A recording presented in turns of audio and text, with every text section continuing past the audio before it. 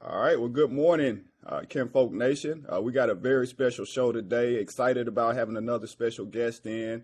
We'll certainly give her space and time to, make an introduction. But we want to go ahead and jump into the word of the day. How y'all doing today? That's all good, bro, man. Like you said, man, it's been a good week, good day, good Friday. Been busting and moving all week, man, trying to shake back from all that cake I had last weekend. But like you said, man, we got a special guest in the building, so I'm juiced up and ready to go off. So I'm doing lovely. Likewise. Right. Well, good deal. Well, the verse of the day today is coming from Luke chapter 10 and verse 29. And it reads, the man wanted to justify his actions. So he asked Jesus, and who is my neighbor? This is a very interesting parable, y'all. It's coming off of Luke 10 is a very fruitful kind of chapter. And so it starts off by just detailing how Jesus sent out 72 disciples, gave them specific instructions on, how to heal people. And, they came back really crunk about, hey, man, it really worked. Basically, they went out and did exactly what he said. And they came back really, really fired up that they saw the results pretty immediately. And that right there really was a nugget for me, man. I don't know if y'all just recall the beginning of Jesus's ministry, or even before he actually stepped in, his first miracle performed was turning water into wine.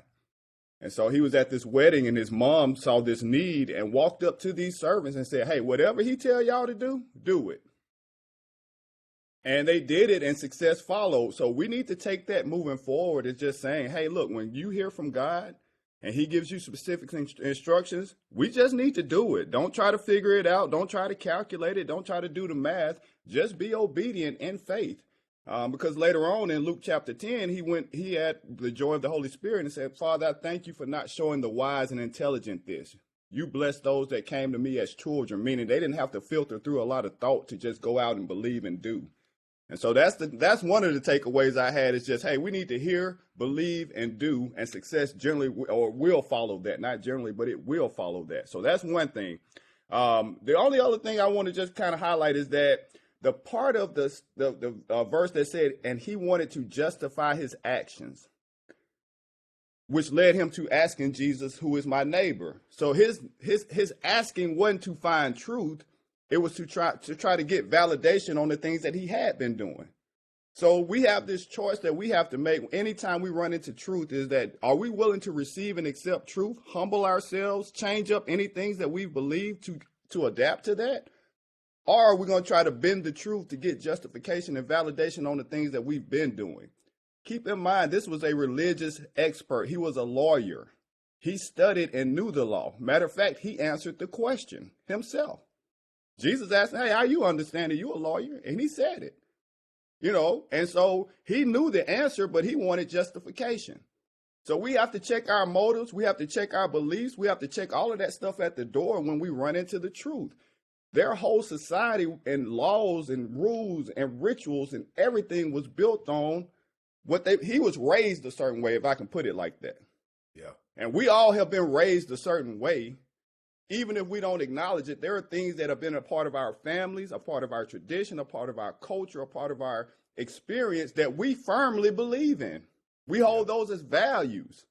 So we can't be so religious and judgmental on this guy. He was trying to validate everything that he was taught to believe about himself. We can relate to that. It's hard to give up what mama told you, what you believe, and all the things that you have built to value as a person. That's who you are. So this new truth came and challenged who they believed they were, basically. So Jesus didn't really deal with all of that because he knew the guy stood up to test him. He knew there was a religious expert. The thing that they were struggling with the most, in my belief, is that they wanted to understand love. These laws were very tangible. There were a lot of them. There were so many laws that they were extremely tangible, extremely specific on actions and inactions.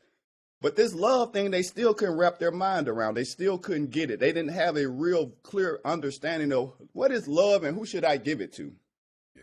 And so that's why Jesus went into the parable of what we call the Good Samaritan. But in the parable, y'all, they called him the despised Samaritan.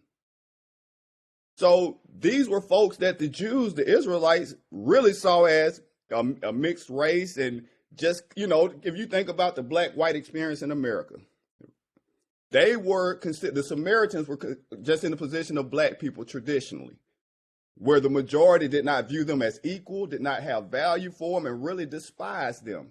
They didn't say that he was poor because obviously he had resources to help this person, but he was despised, and he gave that example to say, hey, society and you despise this person. But he responded in love and helping who was traditionally his enemy. That was the point of the whole thing, that this person who was treated unfairly, and Jesus was a part of this culture. He said some things about Samaritans and don't go there and this and that in his ministry. It was a part of what they believed. So for a Samaritan to say, hey, look, I know that you don't like me. I know that you don't value my people. And your brothers just walked right past you, so they don't even value you. But I am going to show love and compassion to you, my neighbor. Take on a burden that is not mine. I'm not looking for you to pay me back in any way. I'm going to take on this thing and show you love. That is the example that he wanted us to have. So y'all, I just appreciate the whole topic of the whole chapter. There are a lot of different things in that chapter that we can really find value in. But it blessed me today, and I just want to turn it over to the Kinfolk Nation, see what y'all got on it, man. That's fire, Ken. I mean, you running point, man. You got 3 people on the wing. I don't know who you want to give it to. Reed, you ready to fire it up, or Reed, or I could take the shot. However y'all want to get down. Oh, we can, Amber. I know, Amber, you the guest of honor. If you want to go. Yeah, I think while she was talking, one of the things I thought about was in that time, it's a lot of parables, but they had Jesus with them. So, now we have the Holy Spirit. Like they saw Jesus. Granted, we've learned a lot from them, but it reminds me of Peter when he was on the water, and Jesus was like, come on, walk on the water. And so I think about what he was saying about how the people, their belief, their faith or whatever, and how this guy questioned. And, I think the way I was raised, I always heard, you don't question God. I think there are different types of questions. There's questions for deeper understanding, which I think is what we are urged to do. Because if you just say, yeah, I believe in God with no question, do you really believe? Do you really believe in the word? So I think it's beautiful that he was able to question, and it also shows something from Jesus that we can learn that, not all questions are bad questions. And sometimes people are searching for a deeper understanding.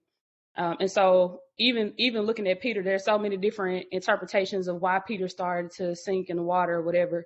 But I think a part of it is he questioned. I mean, come on, somebody tell you. I mean, even if it's Jesus, still, because I mean, we can attest to that in our personal lives as well. The Lord tells you to go out and do something. If it's like super just wild, the first thing you like, what, me? Lord, are you sure? Yeah. Like, how many people have that? Like, how are you sure you want me to do this? And so, and Peter had Jesus in front of him. So sometimes I have to think about, I find myself going, oh no, I got Jesus with me. Like I have the Holy Spirit with me wherever I go. Even though I don't physically see Jesus standing out there, in the middle of fog in the Atlantic, I still believe that he's there. And situations, scriptures like this are proof of that. So that's my word. That's fire, Ken. That's fire. What you got, Johnny Ray? Yep. As he was talking and going, like giving an example of the verse and talking about who is thy neighbor, I think we reached an inflection point here in America. I think about back when the George Floyd situation happened, and I think America looked, everybody was your neighbor. I know there were more people of other color, white people that were coming, hey, I love you, give me a hug. I remember walking in the grocery store, an old lady just walking out her way to come hug me. I just want to give you a hug. I'm like, okay, where the camera's at? Make sure straight over here. This ain't no setup, is it? Yeah, I was getting jacked or whatever the show was. They tricky. Yeah. So that's what I thought about when we think about our neighbor. I think that was a moment in time, a real world moment of when here as Americans, everybody was looking and considering each other our neighbors. There were Samaritans all over the place at that point. And I'm not sure what has happened. Maybe it's time, but it seemed like we've forgotten who our neighbor is now. We went back to people that go into what's close to our vest, the people we're comfortable talking with. And I also think the political landscape dictates that or has driven that disconnect that we have from our neighbors. Because all of us have neighbors. I know I have neighbors of different races. If we need something, if I have a flat tire, if I need somebody, I can knock on their door. They're truly my neighbor. But it's the same thing as somebody who's broke down on the street and had a flat tire. Would I stop and help them just because I don't know them, regardless of what race they are? So that's what I took out of it as we talk about neighbors and who is our neighbor, and thinking of who is my neighbor specifically. That's one of the things that came to mind, that we've had moments in time when people have come and really shown and been Samaritans, but more times than not, I think the evil and the disconnect overwhelms and takes precedence. Appreciate it, man. That's so fire, man. I think, Corey leading it off, and Amber and you, Reed, just did a fire job of just walking down what the scripture means to us, right? And the perspective is just dope, man. So it literally can be a game changer for somebody who's struggling with something. That love is the main ingredient that could flip your situation. It could turn anything around, man. So I think y'all did a great job of connecting what we're talking about today from our previous show, talking about love and loving our neighbor, right? And I think I listened to the last show, and C said something that jumped off the paper at me. And it's like, some say the word, but they're not willing to do the verb as it relates to love. You did. So I'm going to leave you with something tangible, man. This is what I want the kinfolk to take away from this experience, and what that neighbor actually looks like. You just spoke to a couple examples, Reed, and we talked about how naturally, in a natural sense, your neighbor is somebody who lives next door to you, right? But I think it goes beyond that in the verse.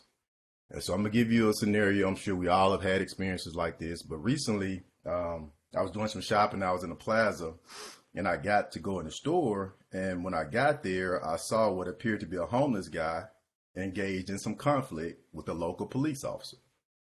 I didn't think a lot about it. It wasn't a physical confrontation. They were just kind of going back and forth about some things. And so I went in the store, but the homeless guy and I made eye contact. And I didn't really think anything about it. I went in the store, did my shopping like we always do. I was on to the next thing. I was trying to get in there and get out, and don't know how long I was in the store, but I will tell you that he wasn't top of mind while I was in the store. I was fixated on what I had to do next. Well, I come out of the store, and apparently he's done with the police officer now. He immediately engages me. And he starts with the compliments. He's like, bro, you a small forward, man. I said, man, stop it. I'm 5'10". I said, I'm 5'10". I'm not a small forward. He said, your brother power forward. I know y'all. I said, man, I don't hoop, man. I said, no, I ain't no small forward. My brother ain't no brother. So he continues with the compliments. He's disarming me. He's like, all right, well, I like that tracksuit you got on. That's velour, ain't it? I like, no, dude.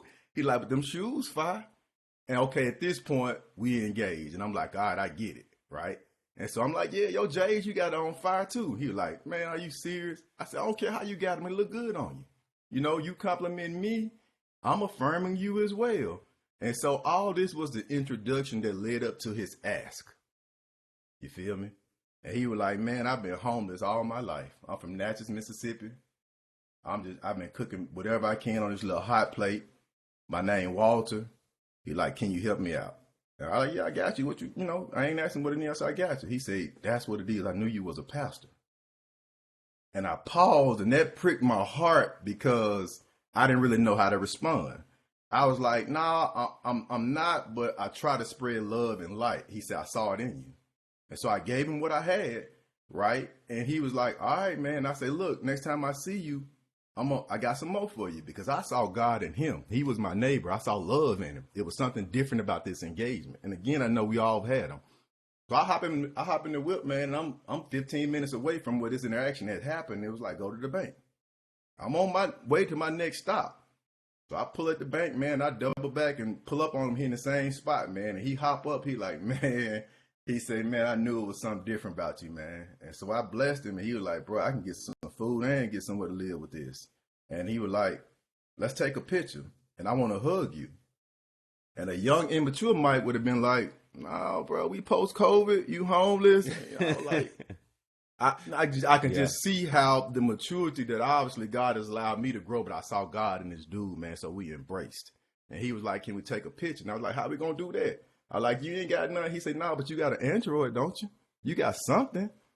And y'all know me. Most people know me. I got two phones. I have an iPhone that's personal. That's what my wife hit me on. I have a phone for work, which used to be an iPhone, but I broke it. And so I recently bought a prepaid Android from Best Buy.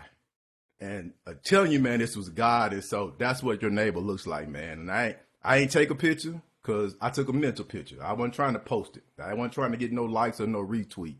So I think that connects to the love verse. That connects to what we're talking about, man, is it's not just who lives next door to you.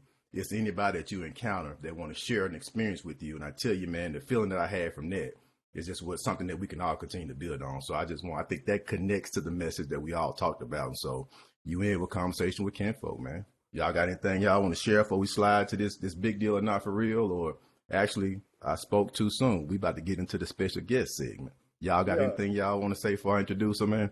Just real quick, man, I just appreciate the maturity, even on the back end, B. A lot of times nowadays we're doing things for the gram, right? And if it's not going to be postable or a million people can look at it, then it's not worth doing. But God has value to the things that we do in secret, right? If we're blessing people without it being about a stage or a platform, it's truly a love interaction. Those are the things that he really, really appreciates. That means that it's a genuine act, right? And we don't know when we're entertaining angels. We look at the individual sometimes. We look at what they got going on, and we try to measure up with how does that impact me. There is no loss in you doing good work, man. So I appreciate all of that interaction. I love the tangible nature of how that love looks. And again, y'all, their whole society and culture was the legal system for the Jews.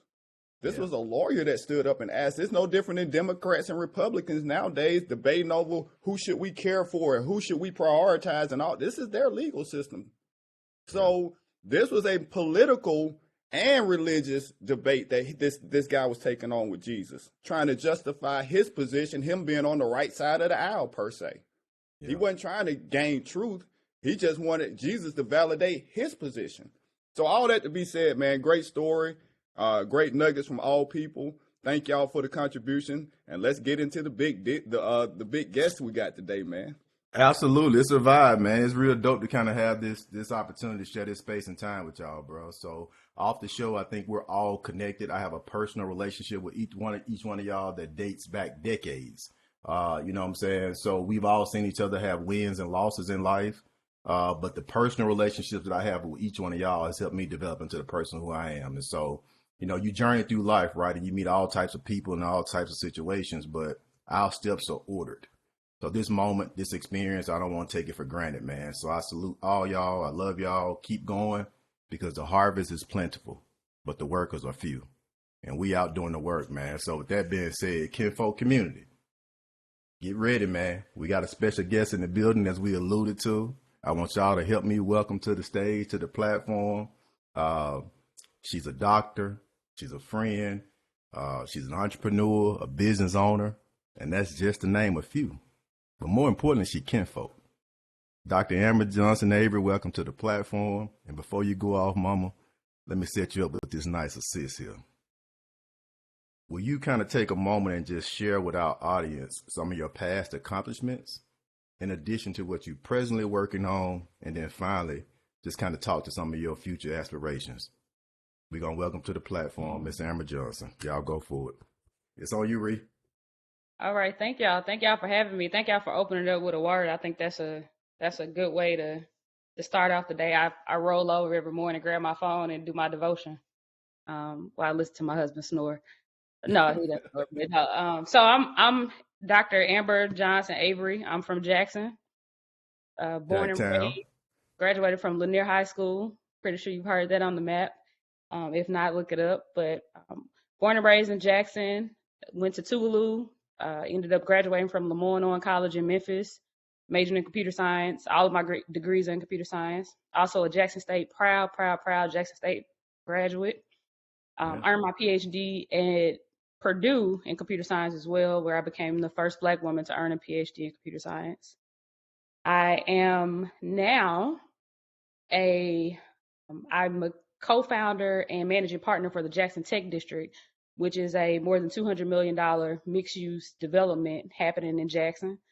So along with my partner, Dr. Ashley Cephas, who's also from Jackson, we wanted to share some of our experiences with the Jackson community.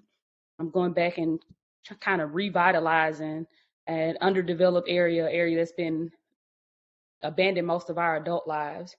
And so the property is 21 acres. It sits on the corner of downtown Jackson. We just opened up our first building, which is the makerspace for our nonprofit, which is the Bean Path, where we offer free technical assistance to the Jackson area and beyond.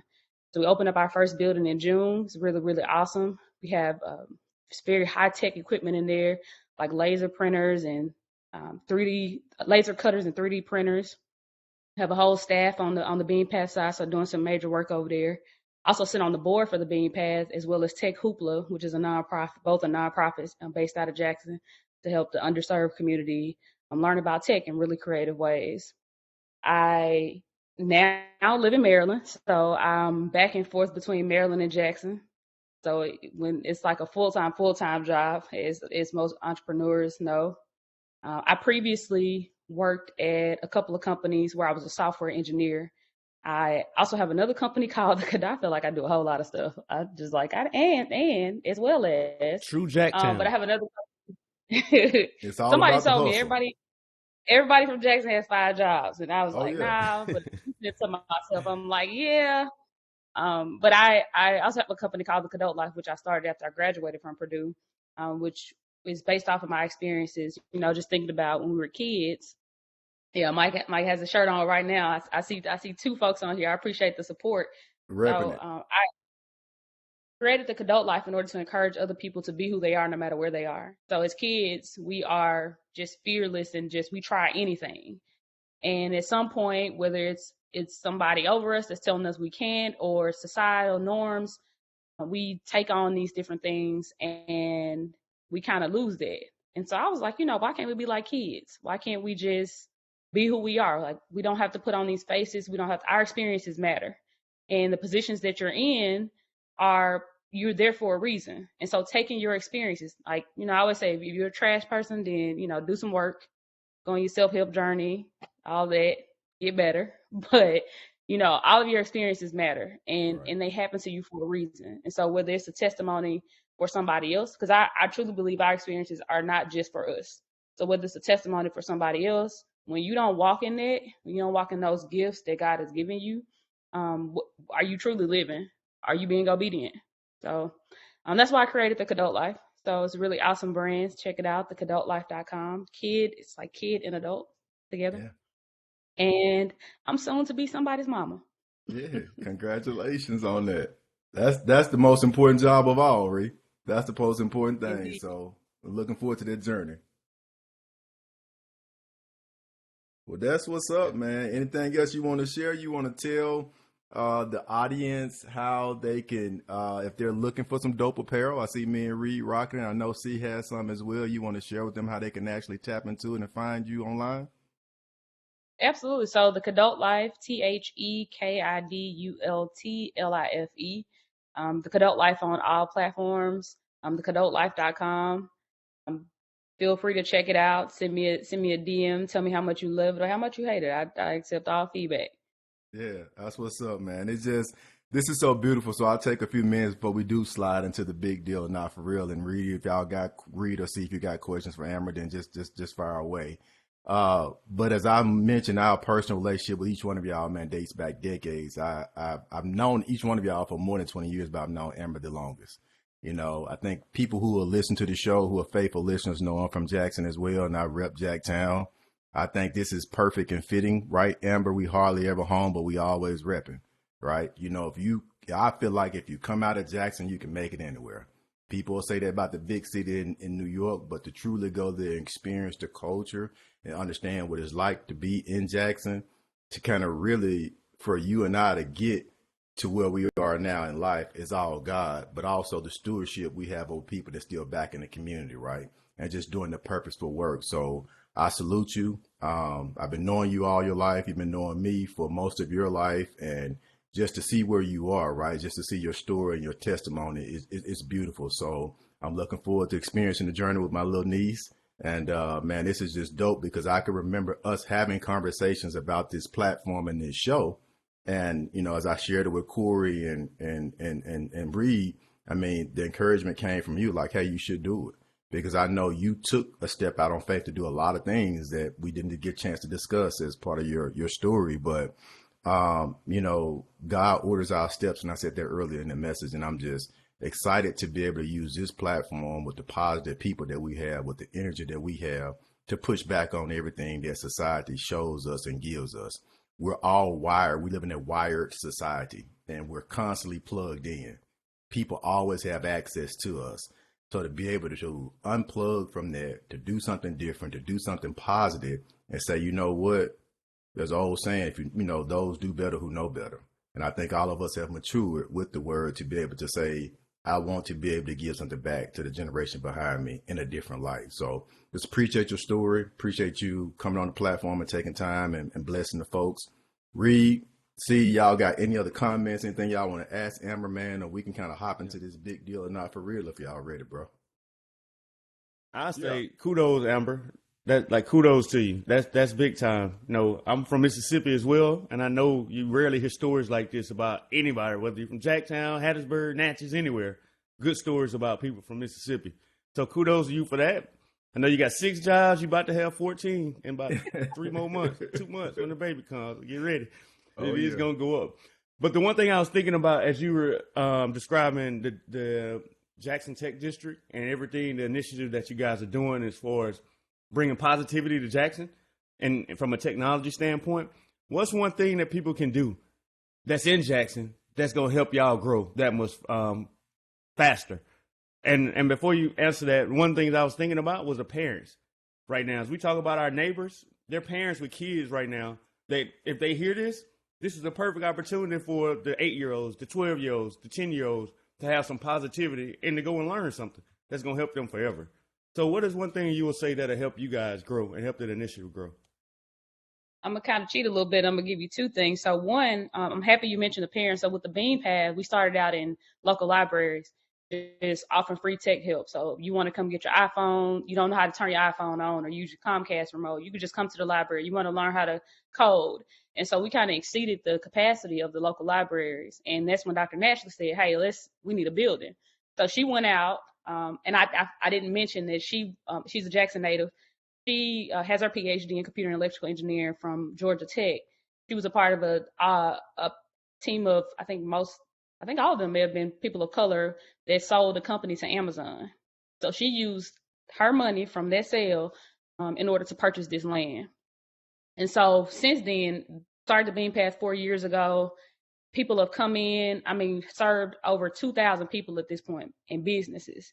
And so we've had sponsors from Amazon to Airbnb, Acer that have given us devices, Meta, money in order to, continue this program. And so I would say anybody listening, even if you're not in Jackson, bring your kids.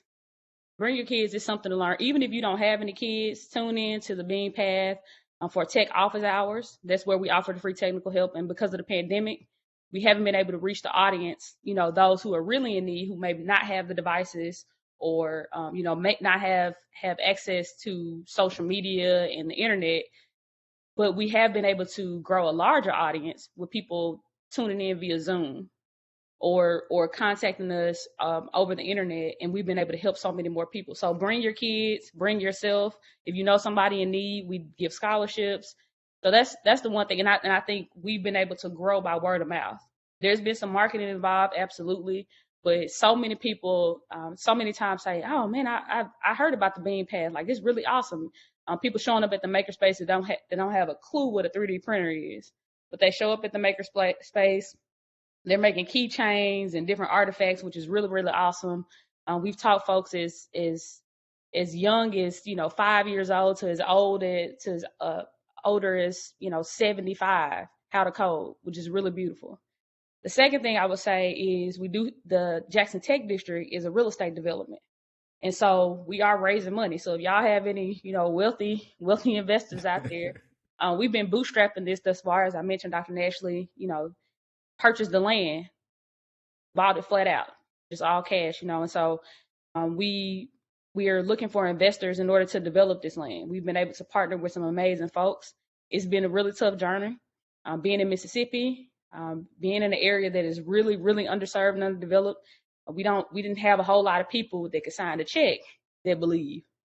But we have a whole lot of family, a whole lot of, the community in Jackson who's saying, this is awesome, I can't wait.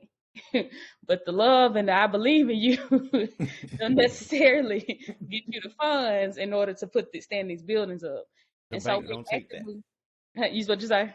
The bank don't take those. The bank don't take. I'm proud of you, baby. Yeah. Don't take it. I learned it when I was in grad school. I got a whole lot of, you so smart. That did not help me pass my qualifier. Exactly.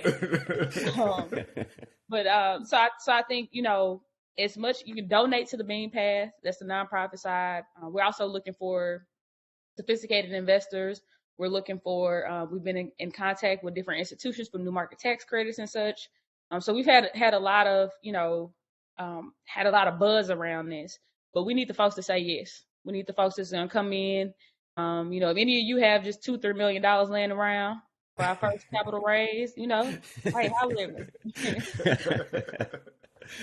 That's awesome. You know what? I really appreciate you sharing that part of the journey, Amber. Again, I salute it.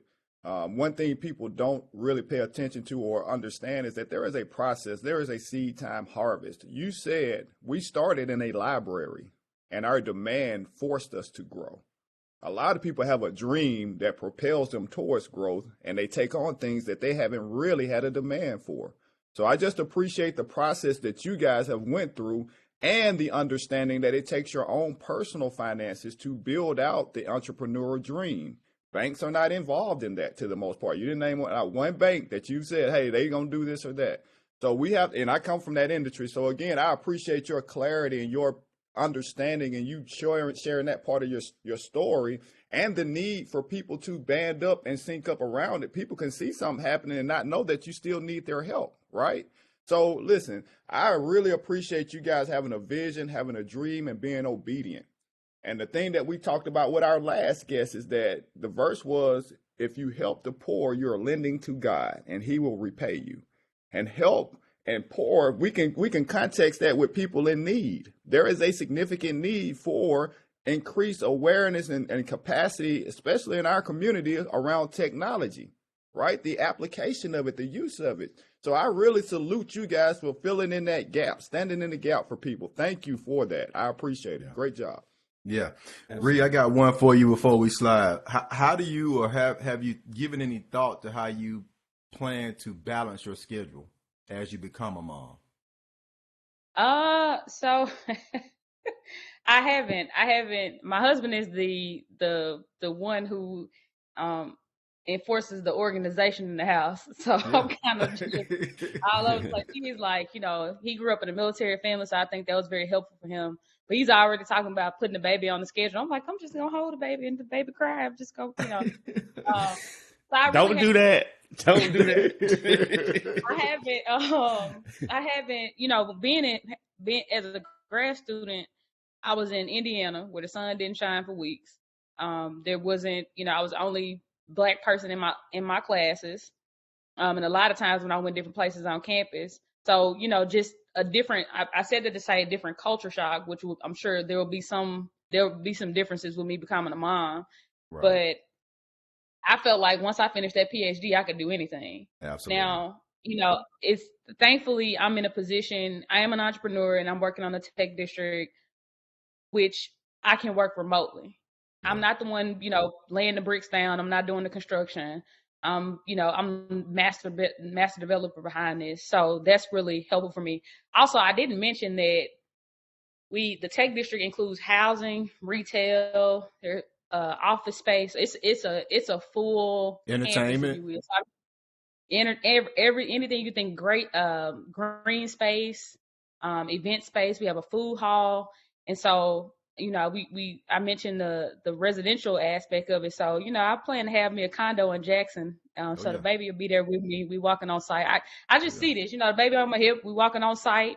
I'm pointing, telling the construction folks what to do. I don't know if that's what my job is, what I'll be actually be doing, but no, I haven't really thought about the balance. I'm more so just been thinking about getting the baby out. I just want when think about that part. And so, but I know I have a very, very strong, loving community behind me. even here in Maryland, have family here as well as in Jackson. Everybody is waiting for the baby to come. So I don't think I'll be looking for a babysitter or, any kind of help on that part. So. Oh yeah, that's dope. I just wanted to kind of briefly mention that because it does take a community, it does take a village, right? And I know you have a strong husband. I mean, I salute him. He tough as well. I know we didn't get a chance to really kind of dig into all that he's accomplished as well, and it's just amazing. And I just want to take this opportunity to shout out him. Shout out Ashley as well because we're all Jacktown and just so amazing the work that you guys are doing. Now, what I won't do because we could spend another 2 hours talking about my mama and your mama. But I will give them a shout out. Hey y'all. So if you guys don't have any more questions, man, we can slide and kind of hop into this big deal or not for real. We got some topics that are out there on the press, on the airways that are very, very hot and kind of want to get y'all perspective, man. So really just first up, and I may try to wrap these two together and just let y'all give y'all perspective. Was it last week that old Donald Trump announced his run for 2024 again, I think, man? Is that a big deal or not for real? And before y'all jump out there at me, man, I'm going to say not for real because I think the Republican Party is now starting to get divided. I think they moved past Trump and not being able to get it done and kind of what we're seeing right now. But I think a two-pronged approach to that is it a big deal or not for real. Elon Musk, also, who just recently took over Twitter, had a ton of layoffs with his executive staff and even some employees. But he also allowed Trump to get back on Twitter. And so for me, I'm just saying it seems like since Trump has kind of faded away, there's been less misinformation out there. And maybe I just hadn't been into the weeds. So I really kind of wrapped that kind of together, Ken, if y'all follow me. We got Trump kind of announcing his 2024 campaign, but also Elon Musk, who folks are saying a genius, right? Just because he has material wealth that we should be following his lead. So with those two individuals, kind of what they got going on, Ken, I don't know who want to start it first, but do you envision or do you think that's a big deal or not for real from y'all perspective? Y'all go off. I'll take it first. So I think it's a big deal, but not surprising. I think that you made a comment about the Republican Party being divided. The Republican Party is always divided. The difference with the Republican Party is that they have one goal. They may not like each other. They may not agree with anything that the others, but they are for the Republican Party.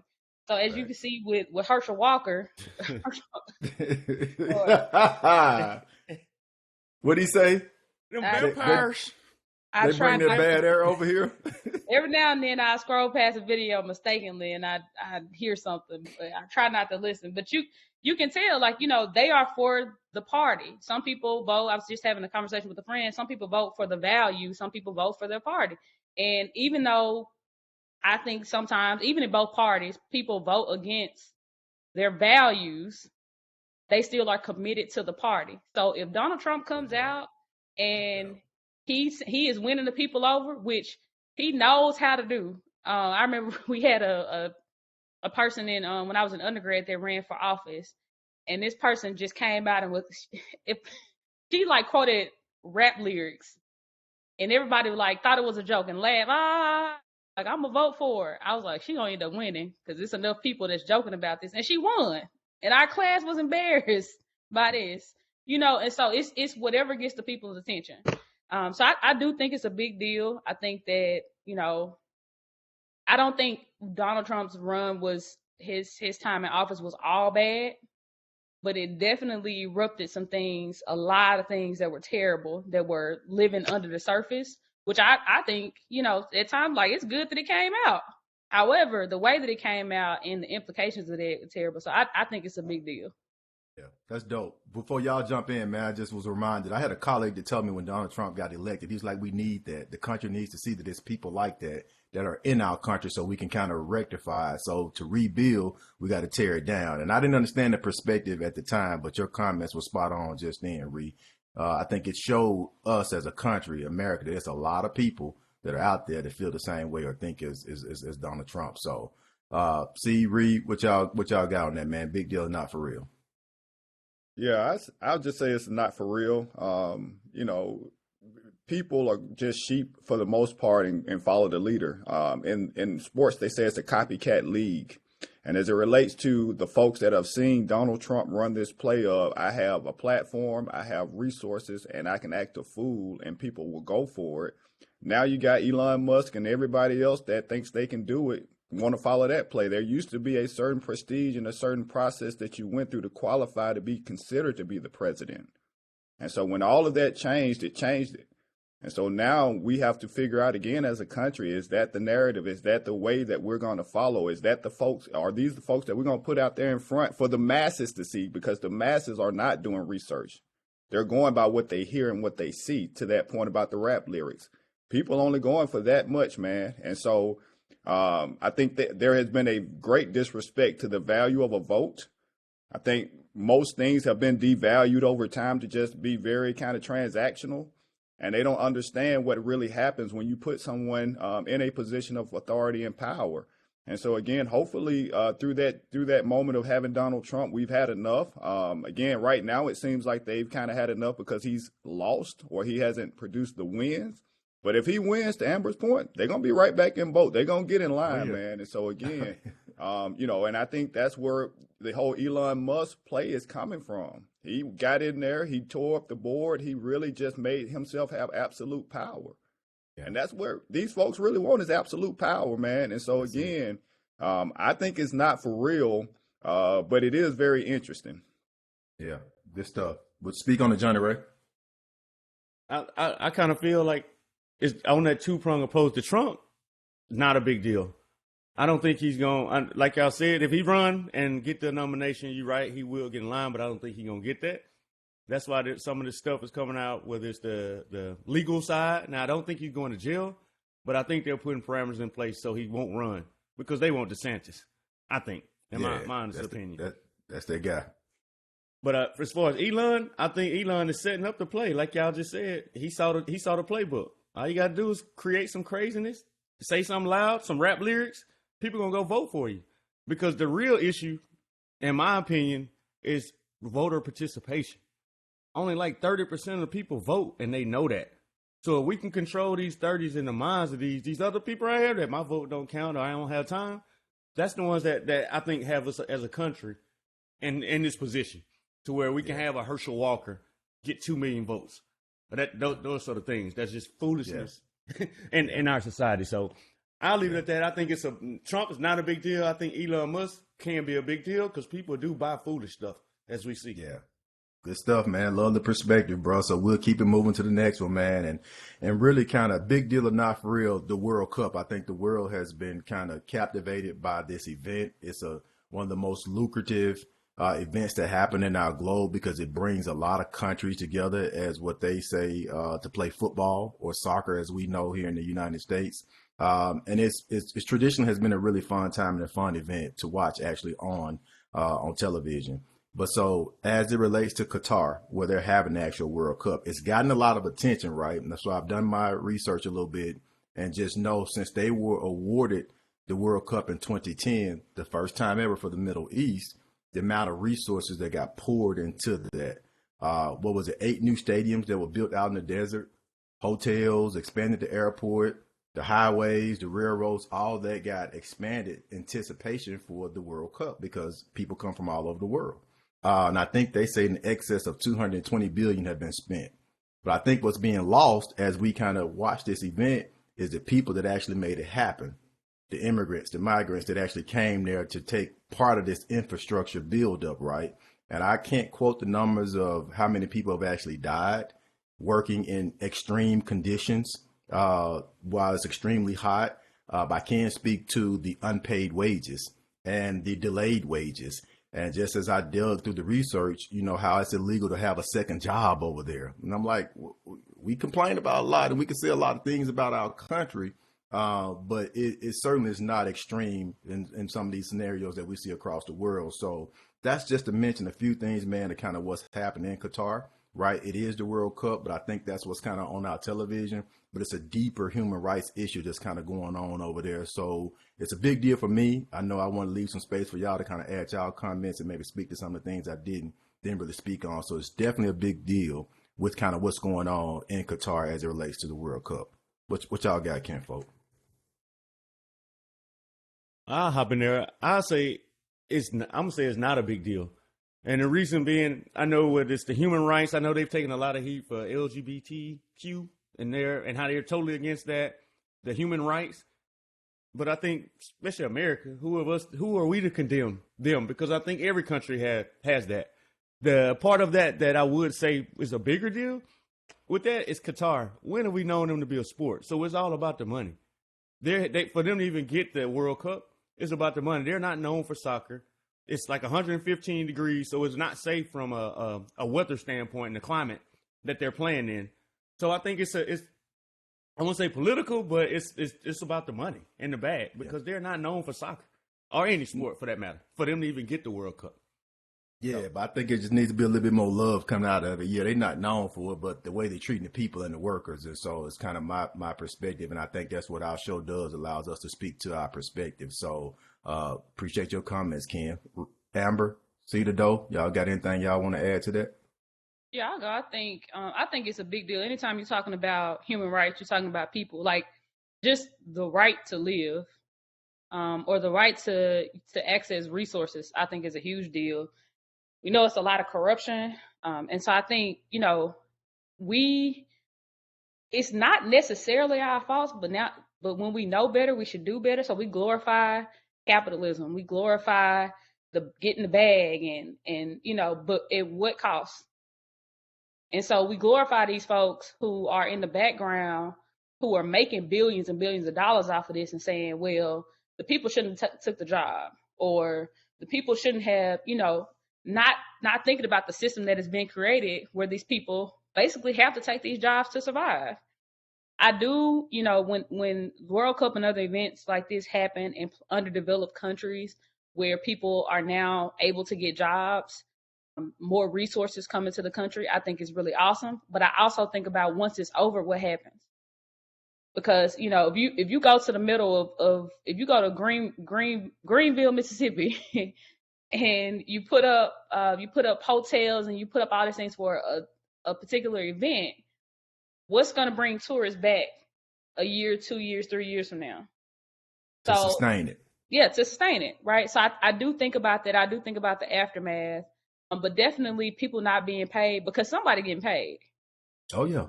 And we know the folks who are kind of at the bottom of the totem pole when it comes to working, they do the most work. They are the ones that keep everything afloat.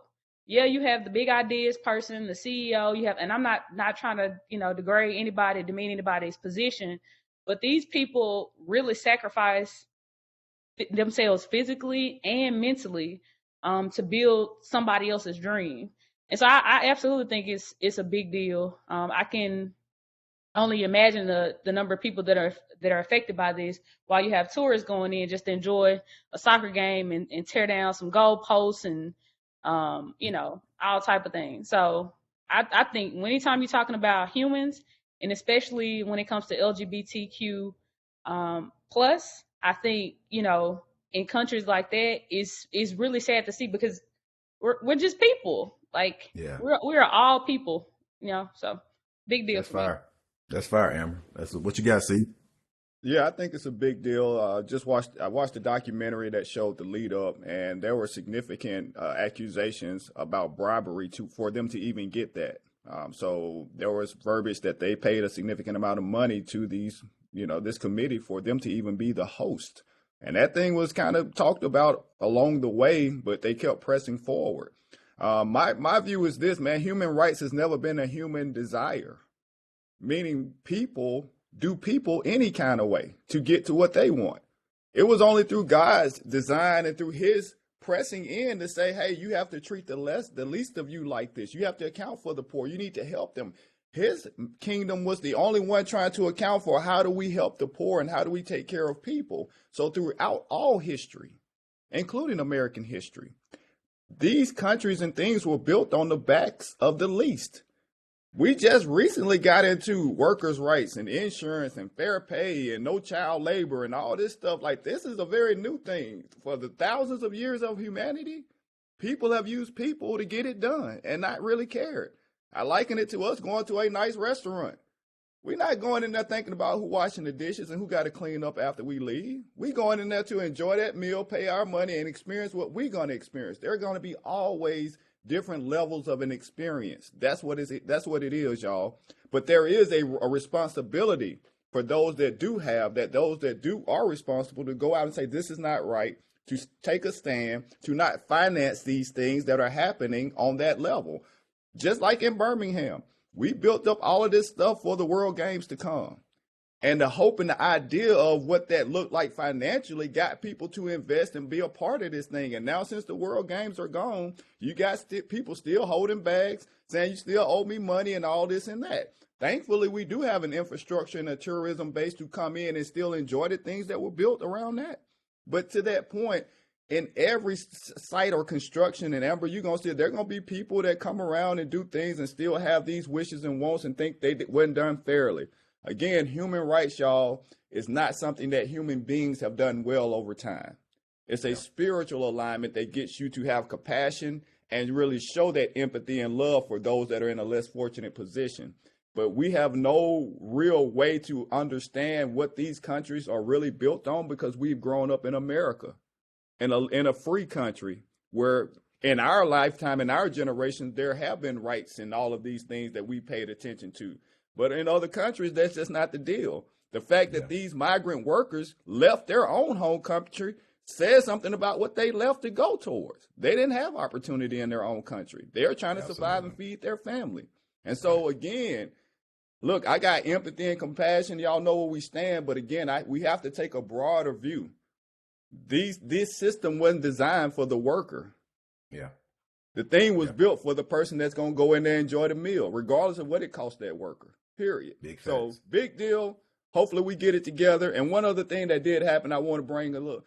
So the USA's team put a flag up of Iran without the symbol in there to show their connection with the women's rights struggle.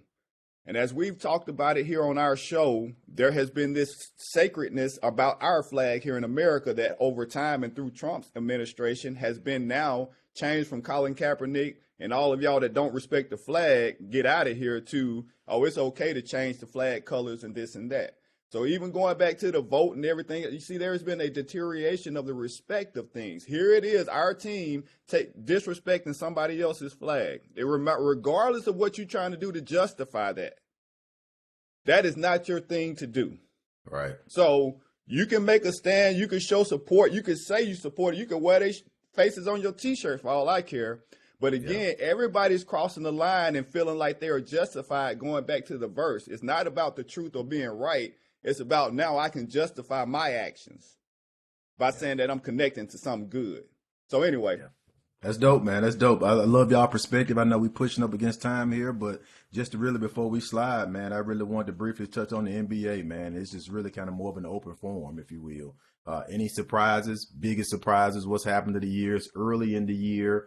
I know there's a lot of time for teams to kind of get their act together, but for me, it's a little bit surprising, but not really, kind of to see where Golden State is in this time of the season.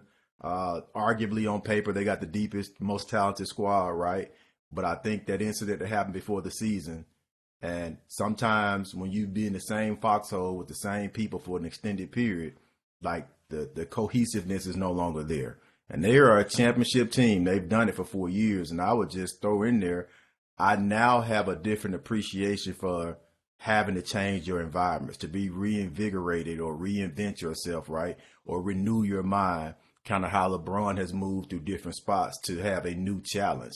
I think the challenge in Golden State, is different than it has been in the past. And to rally those guys when they've had success to now they've got to go through some adversity, I think to me it's kind of not necessarily the biggest surprise, but that's one thing I paid attention to, is just kind of where Golden State is and kind of looking at, as I backpedal, a broader scope as to what's happening with that team and that organization. It's hard to get people to get fired up day in and day out for that extended period of time. And I think that's kind of what they've fallen victim to. So that's kind of what I got in the NBA, man.